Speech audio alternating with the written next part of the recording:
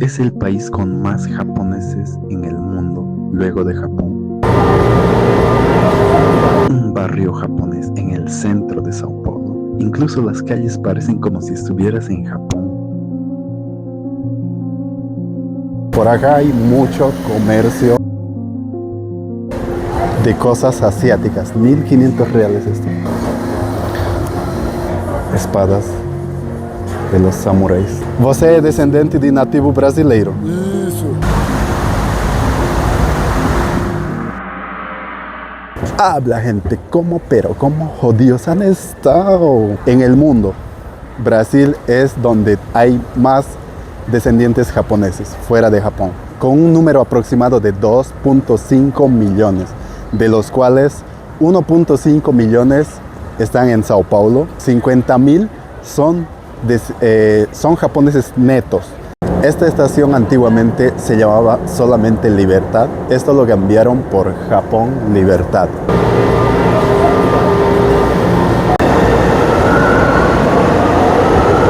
Esta zona es el barrio de los japoneses. Entonces me parece algo muy chévere por parte de la ciudad haber nombrado este lugar Japón Libertad. El metro justo llega al corazón del barrio. Entonces prácticamente saliendo aquí, pues ya estoy en la plaza central. El nombre de Libertad es por causa de que en este lugar antiguamente se ejecutaban a las personas. Pero en esa misma época, pues ejecutaron a un soldado. Al momento de ahorcarlo, pues la soga se rompió 3 veces, como si por alguna cosa del destino, pues el soldado no tendría que morir. Entonces, por este hecho de que se rompió la soga 3 veces, la gente gritó libertad. Vean esto que re loco. El Banco Bradesco. Tiene un estilo así como de la cultura japonesa. Este es un banco de Brasil, el más conocido. Y acá de lado se puede ver comercios así con letras, como si fueran comercios en Asia. Ve ese ómnibus.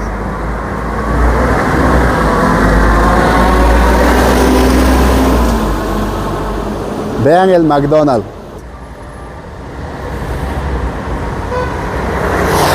Este lugar se podría decir que ya es como el inicio hacia lo que hay de fondo, que sería el barrio de Libertad. Y por aquí es normal ver mucha gente asiática.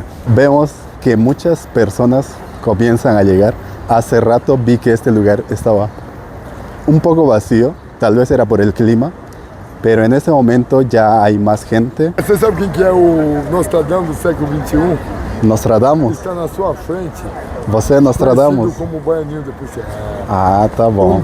Esse que o mundo é do maligno, mas Deus está voltando, tá bom, gente? Muito obrigado, tá? Prazer conhecê-lo. En los inicios del siglo XX, en Japón, se estaba enfrentando un problema de superpoblación. Había escasez de trabajo. Entonces, lo que pasó fue que, como justo en esa época en Brasil se abolió la esclavitud, Brasil estaba produciendo mucho, pero no había la cantidad de mano de obra suficiente.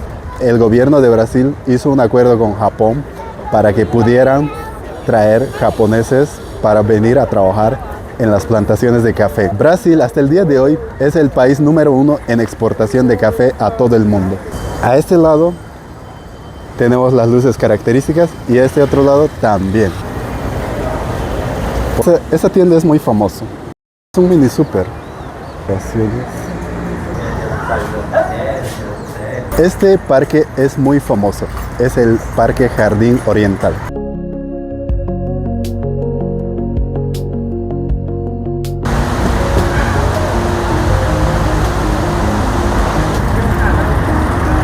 Justo acá al lado, aquí al lado, está una avenida inmensa.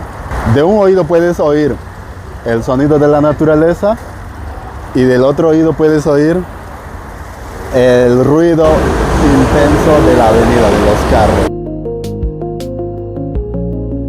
Este lugar es muy angosto, es muy chiquito. Aquí a unos metros ya se acaba el parque y a este lado ya es solo esto, nada más.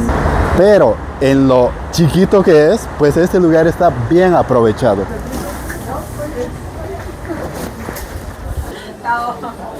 Este lugar donde estoy ahora es un tipo shopping. Shopping así de la mayoría de cosas así de la cultura asiática. No solamente está enfocado en la cultura japonesa.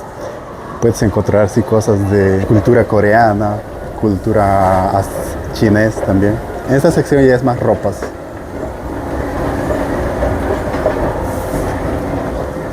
Acá hay cosas de anime, espadas de los samuráis. Son katanas, ¿no? Katanas. Tipo de llaveros. Como se puede ver acá. Muchas cosas que yo no entiendo mucho. No soy muy otaku, se podría decir. Así que al que le gusta anime, la cultura japonesa, chinesa, pues acá es el paraíso para ellos. Por acá atrás creo que hacen masajes. Por acá hay CDs. Bueno, CDs, eso sí que no me lo esperaba. Hay un piso más. Por acá hay más cosplays, camisetas. Esto. Full anime. Sí, Funkos, ¿no? Vean.